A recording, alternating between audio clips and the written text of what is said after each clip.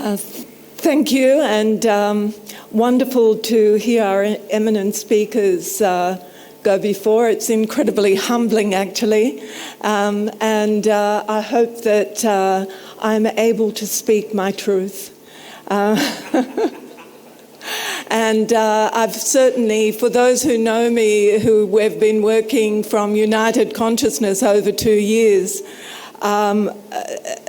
I would normally have my left brain on precision, but today I've allowed my right brain to take control, and I am looking at the journey that one takes, the journey of the heart, and yoga as a pathway of self-transformation.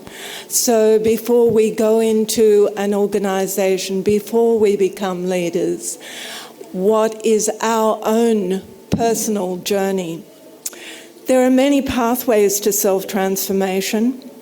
Considering much of Western psychology focuses on self-healing and the industry of transformational repair.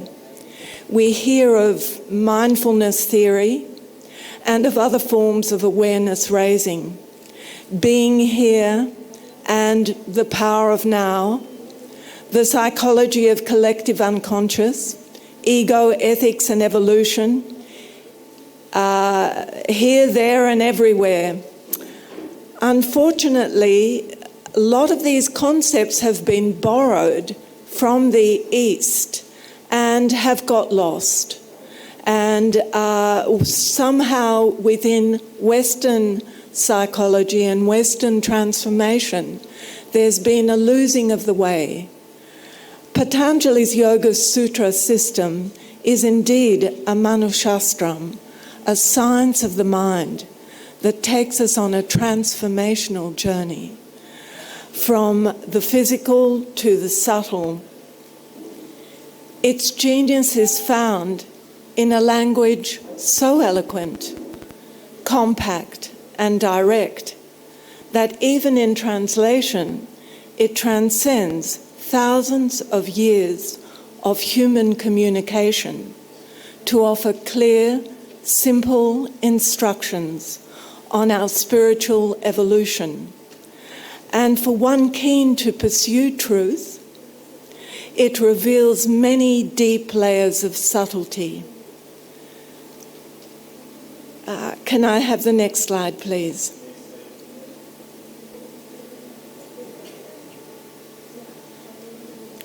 Patanjali's sutras are clear, lucid, and pure.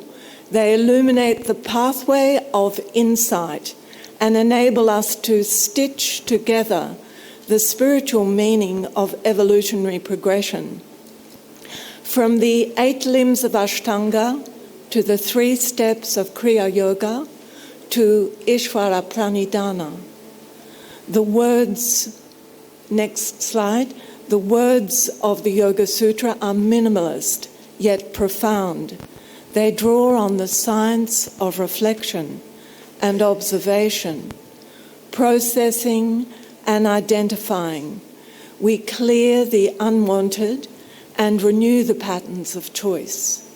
What drives the yoga journey of transformation is precisely the intention of moving from dukkha, suffering, not just to sukha, which is temporary, but to ananda, to eternal bliss, a state without suffering, as a constancy in living and in being that we incorporate in our lives.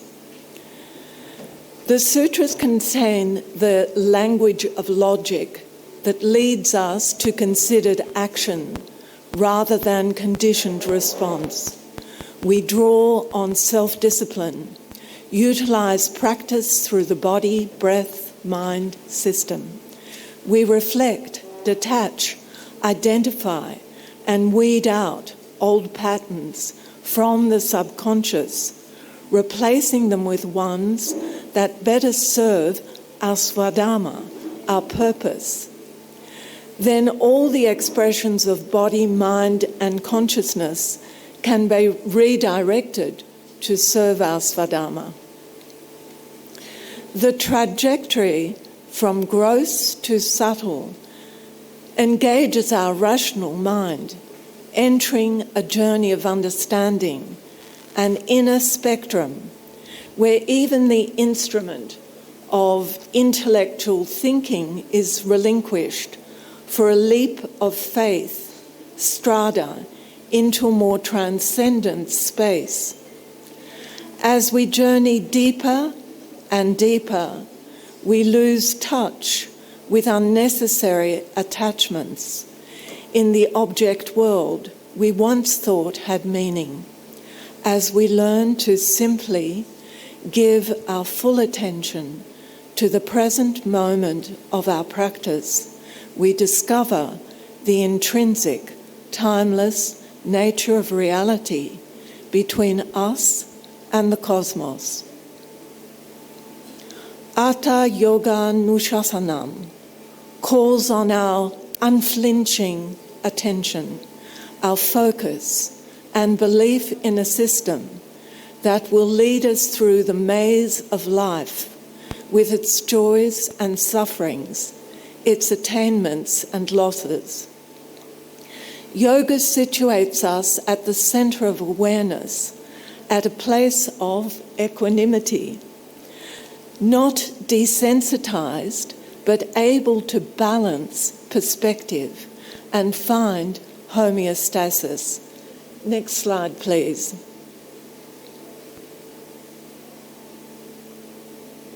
I think next slide. Yeah.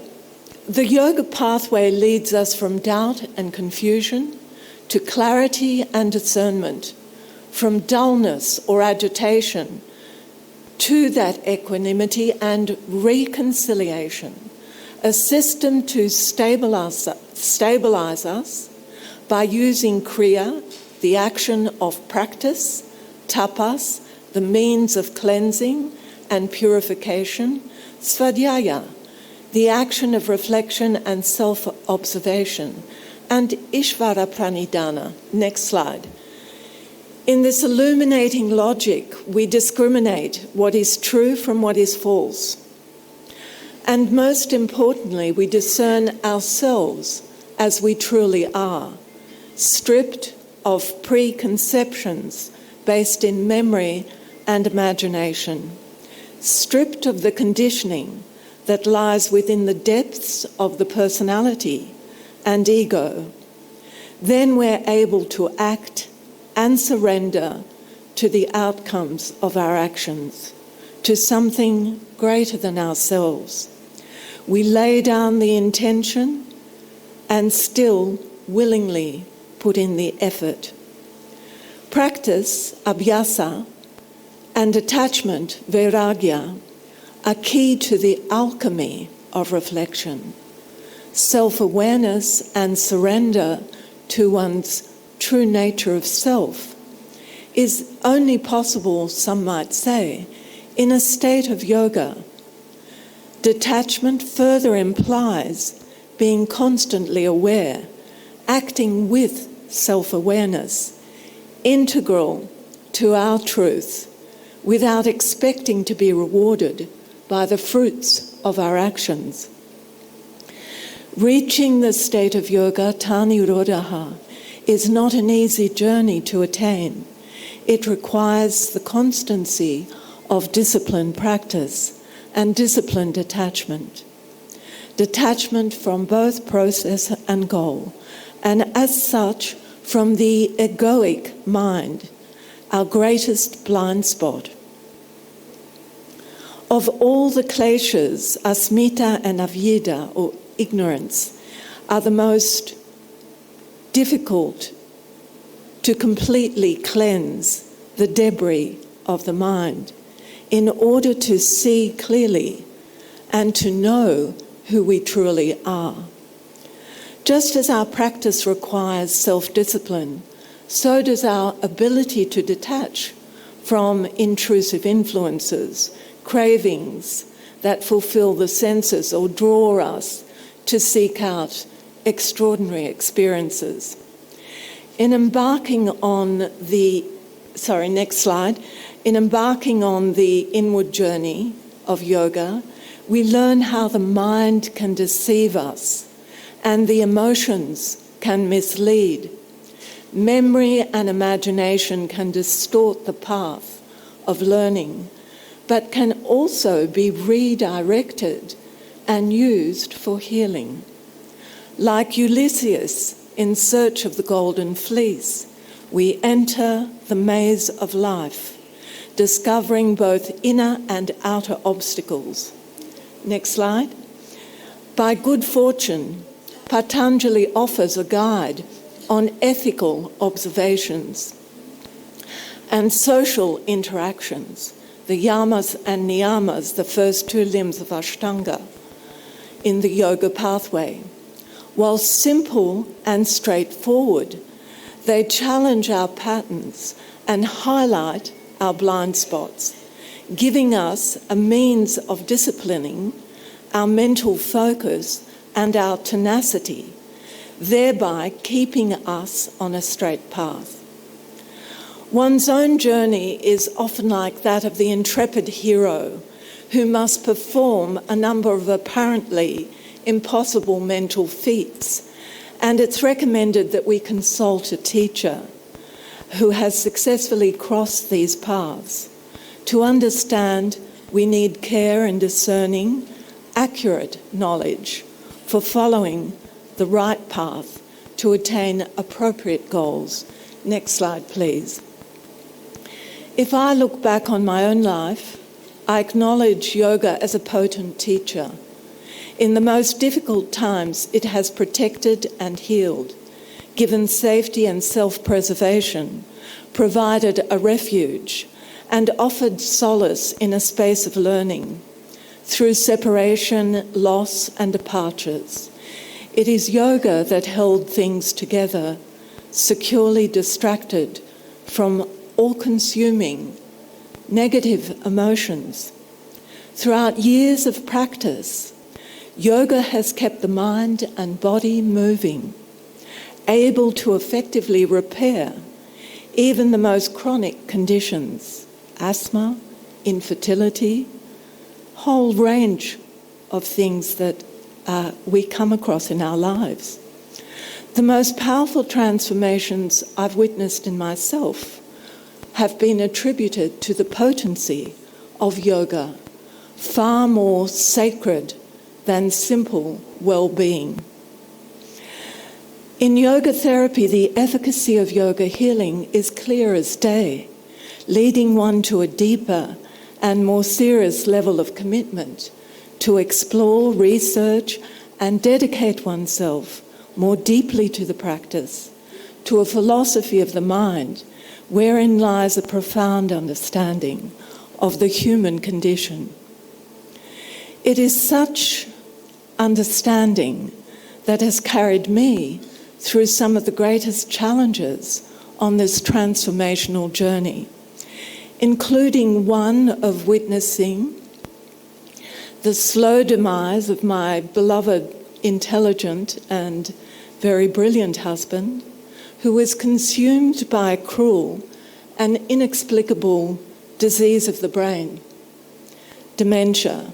He was a senior lecturer in architecture and a great statesperson. As much as I tried to impart my yoga knowledge and practice, I could not prevent his slow demise, marking for me that there are times where we simply accept. It humbled us both, shattered our egos, and yes, it transformed us, touched us at the very heart. It was yoga, however, that offered me a framework of learning to contextualize the humbling process. It was yoga that took me by the hand, gave me courage and resilience to be present as a wife, a mother, a protector, and a partner, gave solace to my presence as a spiritual human being, to stand by my husband's side, even as the witness. It was yoga that was there, with me, alone, like a light in a sea of darkness, observing the vivid spirit that remained whilst gradually bringing his life to a close. The journey was to believe in something beyond the proclamation of doctors and specialists telling me there was no longer anyone there, and to make use of all the social advocacy skills I could muster from my past to speak out for others too, concerning the rights and obligations towards people impacted by such disease. I continue my work as an advocate in this field. When at certain times giving up looks to be the only option, it's the spirit of yoga that apprehends our surrender, shakes us back into awareness, passes on the strength and gives resilience to carry on, to continue our research, our studies, our seeking to fathom the nature and depth of healing itself, and to delve into the substance on which hope is born.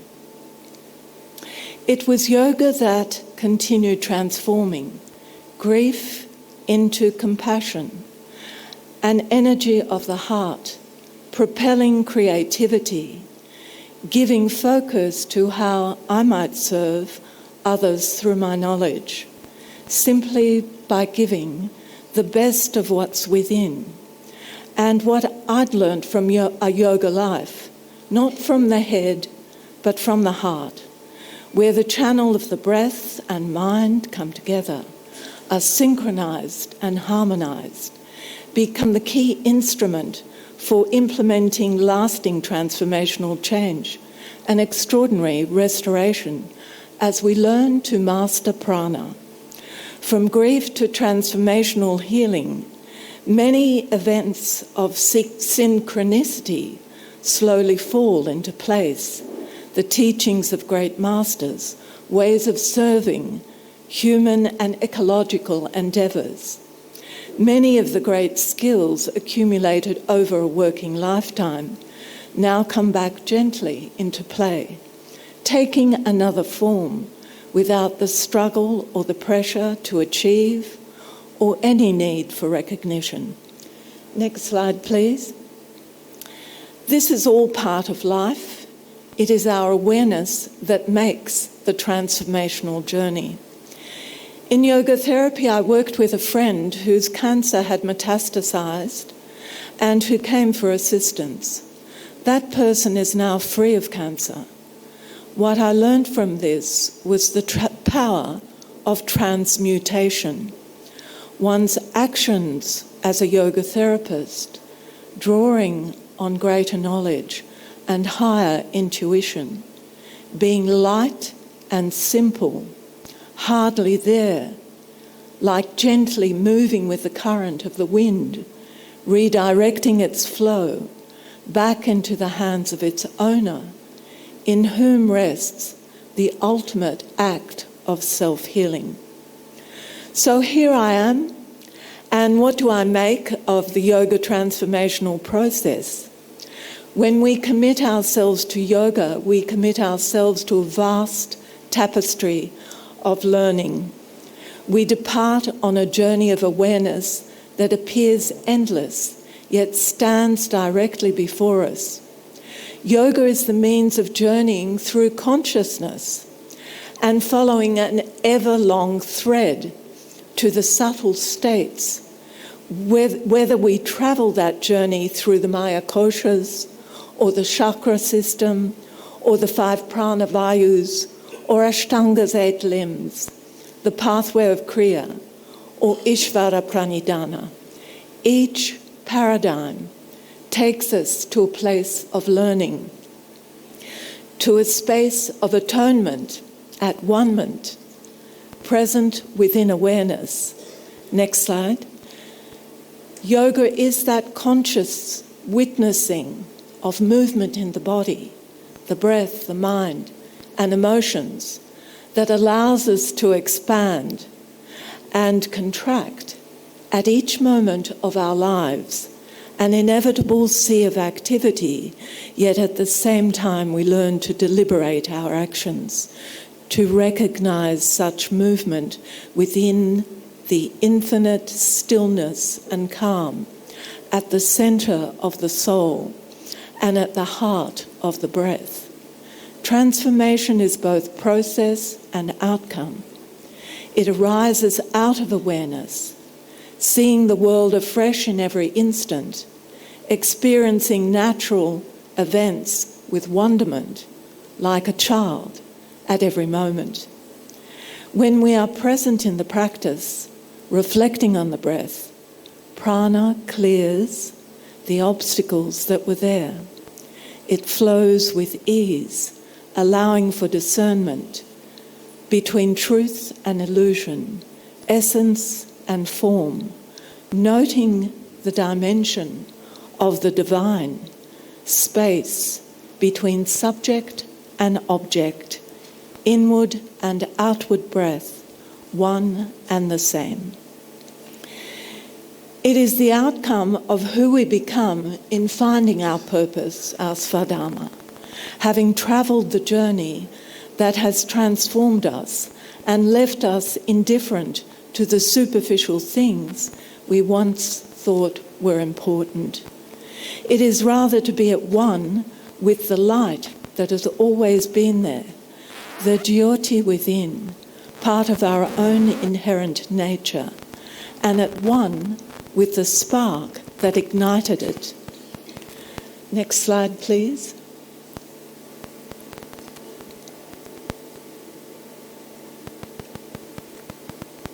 Next.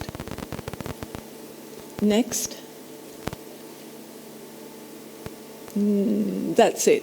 Okay, we missed a few. It is at that point of unity, arriving at the place where we once began, seeing it for the first time, and as T.S. Eliot so eloquently stated, and at the end of all our exploring will be to arrive where we started and to know the place for the very first time. As such, like the classic protagonist, hampered by procrastination on questions of right and wrong, the hero, having consulted with the inner divine, arrives at that still point of illumination, understanding his or her own true nature, the creative force within, the moral duty, knowing what needs to be done and how best to serve humanity, seeing beyond the distraction of inner turmoil or false perceptions, detached from the battle of opposites. The protagonist now finds clarity. For most of us, transformation progresses in small steps. We move forward a little, then at times regress. But with each step of progress, there is reflection. Becoming aware, we then stabilise and consolidate what understanding we've gained. We can then refine, go a little further, a little deeper, consolidate and progress again, our focus on the goal. Transformation ultimately takes us to that space of total freedom, kavalya, beyond all the trappings of the body-mind emotional complex, recognising truly what is real and what is not. Most of us grapple, still learning, still processing, conceptually capturing glimpses of that perfect freedom, a vast infinity at the end of the rainbow that renders us hopeful and keeps us in a state of moving towards the enigma of perpetual transformation. Next slide, please. In the words of the artist and aesthete Vasily Kandinsky, colour is the keyboard, the eyes are the hammers, the soul is the piano with many strings. The artist is the hand which plays, touching one key or another to cause vibration of the soul. The yogi is like the artist, speaking the language and rhythm of music that enters subtly through the sound of the breath, like the wind that gives movement to the soul, attuning to the song of nature. What is yoga?